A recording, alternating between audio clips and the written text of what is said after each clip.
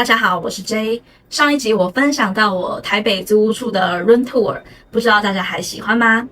那这一集我要来分享租屋的整个心路历程。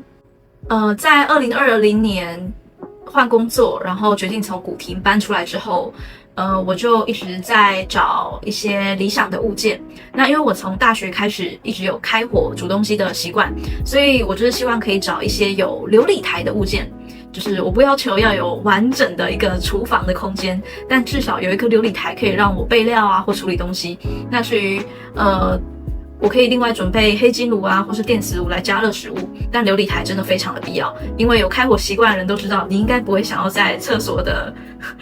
脸盆洗菜吧。那当时很奇妙，我在591看了这个物件，它挂在上面大概4-5个月都没有人租，我就觉得这间房间是有什么问题吗？可是我后来来看房的那一天，我就决定要租它了。有时候应该就是一个演员吧，主要是因为它离公司很近，然后有流理台啊，又有管理员可以代收包裹。那时候已经超乎我的期待了，就是缘分吧。从2020年3月住到现在，也快要6年了。好，那大家不知道有没有答对，就是这一间房间的租金。上个影片有 ABCDE， 大家有答对吗？那其实那一些数字呢，都跟这个房间有一点点关系。2020年它一开始开价是14500，那我跟那个代管就说，我今天就可以签约，那可不可以便宜一点？我就杀到了13800。那所以那时候2020年那一年的租金就是13800，也就是原本的选项 C， 但后来租约快到期了，我觉得我自己还会住在这里很久，所以我就跟代管商量说，我能不能一次签3年，然后你便宜我1000块。所以房东也很阿萨里的就答应了。那2021年到2023年的租金就是12800，也就是原本的选项 A。那2024年开始呢，可能因为通货膨胀吧，物价飞涨，那房东就涨了1000块，所以又变回了13800，然后也希望可以跟我1年1000。那我觉得还 OK 啦，其实这个价格对我来讲，我都觉得还算是合理，毕竟考量到地段啊、机能啊，还有它的一些管理员的管理费之类的，我觉得都还在可以接受的范围。那个选项 D 跟 E 呢，是我觉得未来如果它涨到这个价格，就可能它就涨到了14500或是15500，都是我还可以接受的一个房租的范围。那如果在超出的范围呢，我可能就会考虑搬家。那在刚搬进来这个地方的时候呢，其实这几年也陆陆续续做了很多的大大小小的改造。那最开始呢，它的格局不是像上一支影片那样，一开始搬进来的时候，它的床呢，它是面向窗户的，就是我的脚会朝向窗户，然后沙发就放在一个很奇怪的地方，不是正对电视，所以变成说你坐在沙发，你的头你要偏向那边，你才可以看到电视，就是它的整个格局不是那么理想吧，我觉得这可能是他一直租不出去的原因。所以我一搬进来呢，我就把床的位置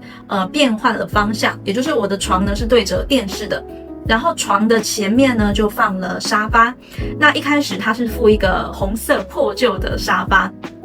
那房东那时候就是说你可以把这个丢掉，然后换一个新的，所以我后来就选了一个便宜3-4千块的沙发。那想不到做了2-3年它就破掉了，所以后来又换了一次沙发，这一次换成 IKEA 的沙发，大概也是3800多左右，我会再贴给大家看。所以大家在选购这个家具的时候呢，要注意就是一分钱一分货。我另外做的一个小改造是在电视的那个墙面贴了很像人造石的壁贴，那主要是当时那一面墙的壁癌非常的严重，可能是因为它后面是厕所，所以湿度特别高，然后就会造成它的壁癌的问题。那当时房东也好像没有处理这一块，因为当时其实有一个电视柜它挡住了，所以房东可能没有发现。那另外呢，我是在流理台墙面贴了很像复古花砖的壁贴，主要是因为我常煮饭，我怕那个墙面到时候会变得黄黄油油的，毕竟它没有抽油烟机。做这些壁贴之前，其实应该要先经过房东的同意，但当时我完全忘记这件事情，所以我没有问就直接贴下去了。不过后来代管就是来跟我续签的时候，他有看到房间的样子，然后他好像也没有说什么，他还说，房间看起来很不一样所以应该没有关系吧。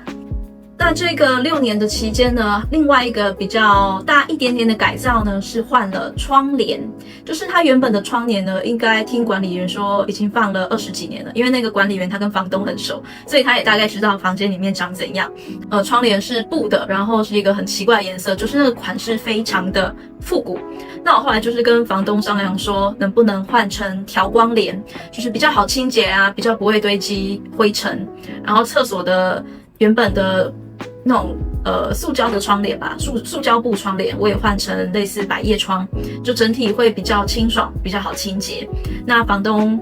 其实我觉得我还蛮幸运的，就是都遇到还不错的房东，他也二话不说让我去找厂商，然后给他看报价，然后就直接让厂商来换这些窗帘。所以大家可以看到我呈现的图片，从还没有搬进来到现在呢，整个房间的氛围吧，有了很不一样的改变。从大学搬出来住在外面到现在，也差不多历经了15年左右。无论是住宿舍或是租房子，有一阵子我都会觉得说反正这个又不是我自己的房子，生活可以过就好了。就是不用去追求让生活更好啊，或是更舒服。就是要等自己住到自己所拥有的房子之后，才去想我想要过怎样的生活。但我后来觉得，其实很多事情你不需要等一切到位之后才去想说你想要过怎样的生活。美好的生活现在就可以开始了。我们其实是有能力让现阶段的生活更理想、更舒适。哪怕只是一个很小的细节，哪怕只是今天早上你换了床单，或是在你的租屋处种了一些小盆栽，这一些小小的动作或是改变，都可以让我们的生活带来不同的体验。希望还在租房子的大家仍然可以过得开心自在，从这些过程慢慢去拼凑出自己理想中的生活。